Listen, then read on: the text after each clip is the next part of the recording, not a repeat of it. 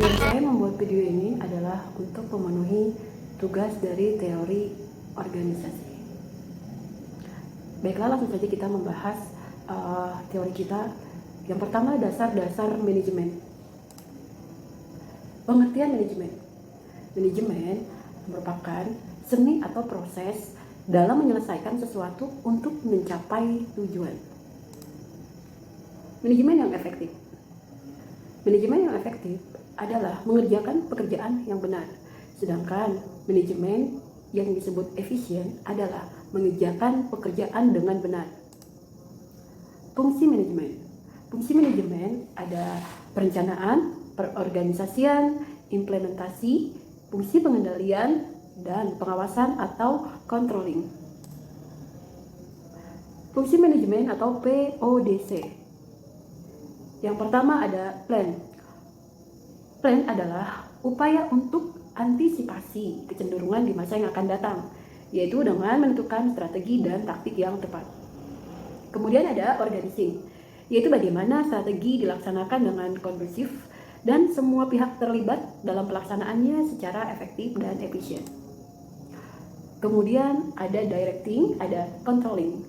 Directing adalah proses implementasi program agar bisa dijalankan oleh seluruh pihak dalam organisasi serta proses memotivasi agar semua pihak dapat menjalankan tanggung jawab dengan penuh kesadaran. Keempat, controlling, yaitu untuk memastikan seluruh kegiatan yang telah direncanakan dan diorganisasikan serta diimplementasikan dapat berjalan sesuai dengan target. Fungsi operasional dari manajemen.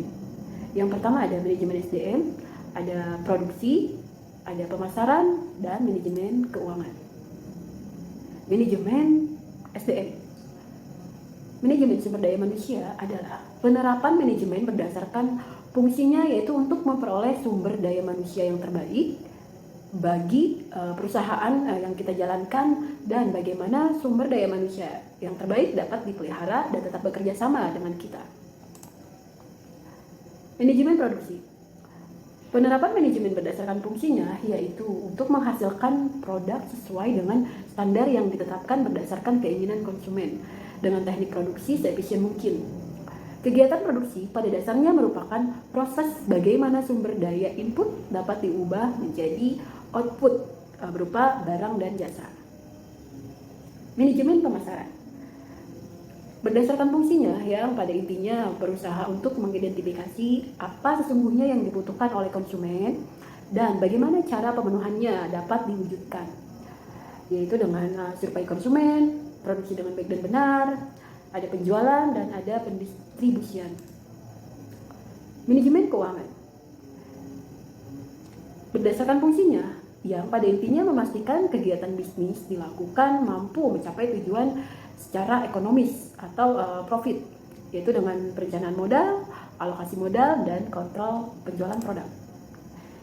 Selanjutnya ada manajemen informasi, yaitu untuk memastikan bisnis bertahan hingga jangka panjang dengan menyediakan yang pertama ada informasi internal dan eksternal, ada adaptasi dengan perubahan, penggunaan teknologi informasi, dan penyediaan informasi bisnis.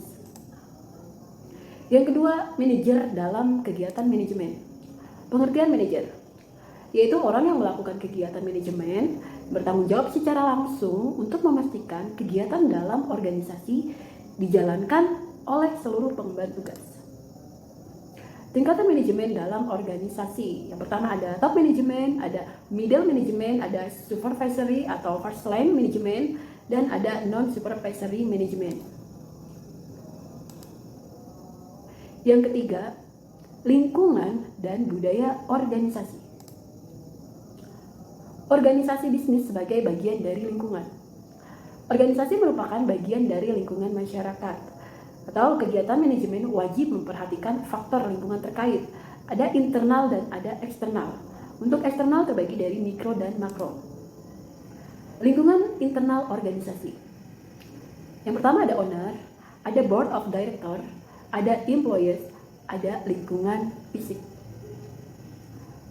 Owner adalah pemilik sah akibat adanya penyertaan modal, ada ide atau ketentuan lain yang dinyatakan dalam legalitas. yang sah tentunya. Sedangkan board of director adalah tim manajemen yang ditunjuk oleh pemilik sebagai pengelola organisasi. Biasanya mereka bekerja secara profesional dan melaporkan kegiatannya kepada pemilik perusahaan. Kemudian ada karyawan, merupakan unsur yang sangat dominan, yang jumlahnya paling banyak, bergelut dalam aktivitas sehari-hari dan merupakan aset dalam satu organisasi. Selanjutnya keempat ada lingkungan fisik, yaitu sumber daya uang, ada sumber daya fisik, sumber daya alam, dan sumber daya informasi. Lingkungan eksternal organisasi, ada customer, ada kompetitor, ada supplier, ada strategic partner, yang kelima ada regulator, yang keenam ada pemerintah. Customer secara langsung memanfaatkan dan menggunakan produk atau jasa perusahaan yang menimbulkan profit bagi perusahaan. Sedangkan kompetitor adalah perusahaan lain yang menjalankan bisnis yang sama, yang merupakan suatu tantangan dan ancaman bagi pembisnis ya, atau bagi perusahaan. Terus yang ketujuh, partisipasi dan konsultasi. Ini terkait seberapa jauh partisipasi dari bisnis lain terkait sistem manajemen selama usaha kerja ataupun terkait sistem manajemen lingkungan. Jadi nanti kita bahas. Tingkatan manajemen dalam organisasi. Yang pertama ada top management, ada middle management, ada supervisory atau first line management, dan ada non supervisory management. Yang ketiga, lingkungan dan budaya organisasi. Organisasi bisnis sebagai bagian dari lingkungan. Organisasi merupakan bagian dari lingkungan masyarakat, atau kegiatan manajemen wajib memperhatikan faktor lingkungan terkait. Ada internal dan ada eksternal. Untuk eksternal terbagi dari mikro dan makro. Lingkungan internal organisasi. Yang pertama ada owner, ada board of director, ada employees, ada lingkungan fisik.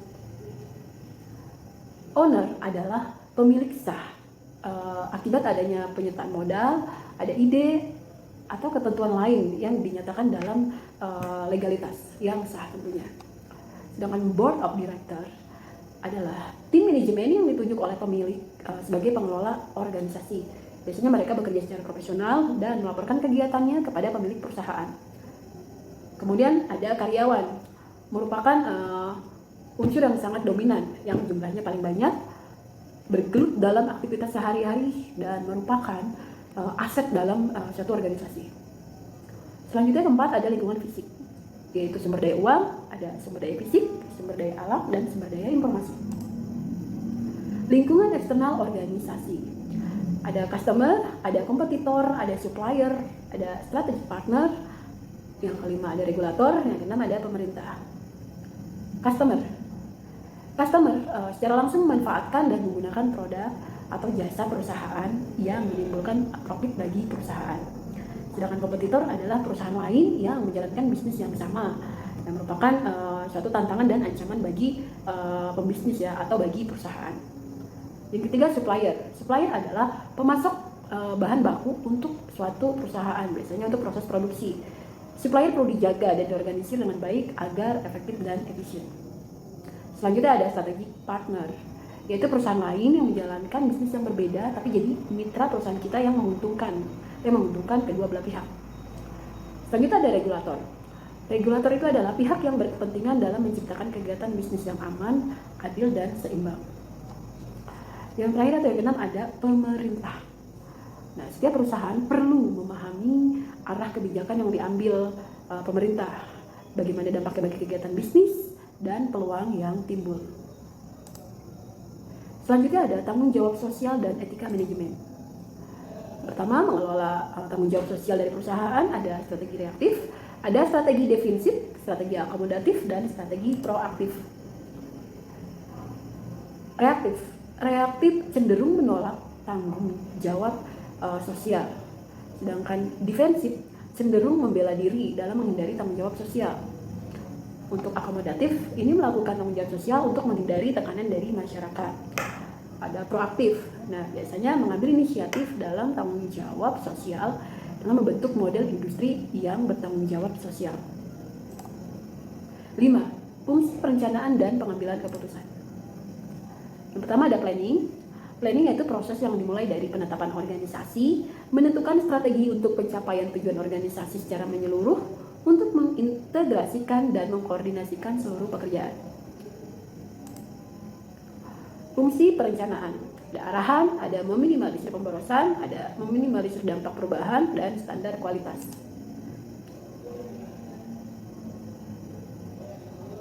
Pendekatan tradisional dalam penetapan tujuan, ada tujuan manajemen puncak yaitu memerlukan peningkatan kinerja perusahaan, ada tujuan manajemen divisi yaitu melihat peningkatan signifikan pada keuntungan dalam divisi, ada tujuan manajemen departemen yaitu meningkatkan keuntungan bagaimanapun caranya.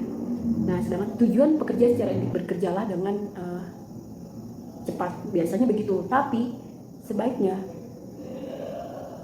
bekerja dengan memikirkan kualitas dan tentunya bekerja dengan cepat. Alat bantu perencanaan, ada flowchart, ada Gantt chart, ada part network. Oke, selanjutnya ada manajemen strategi perusahaan. Nah, kompetensi strategi, ada kompetensi yang berbeda, yang kedua ada ruang lingkup, yang ketiga ada distribusi sumber daya. Kompetensi yang berbeda adalah kelebihan atau nilai unik perusahaan dibanding dengan kompetitor. Kemudian ada ruang lingkup, di sini ada lokal, ada regional, serta internasional adalah salah satu contoh ruang lingkup dalam satu organisasi.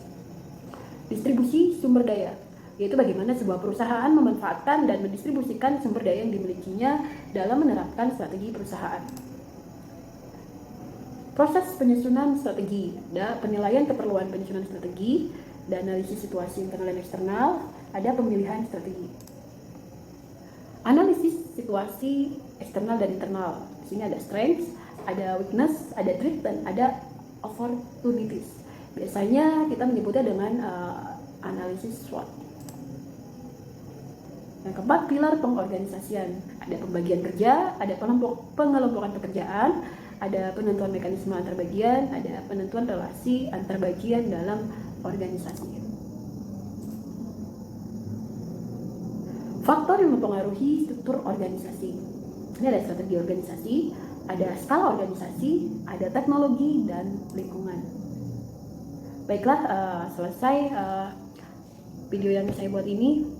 Saya mohon maaf apabila dalam menyampaikan ada kesalahan. Dan saya akhiri, wabillahi taufiq wal hidayah. Assalamualaikum warahmatullahi wabarakatuh. Terima kasih.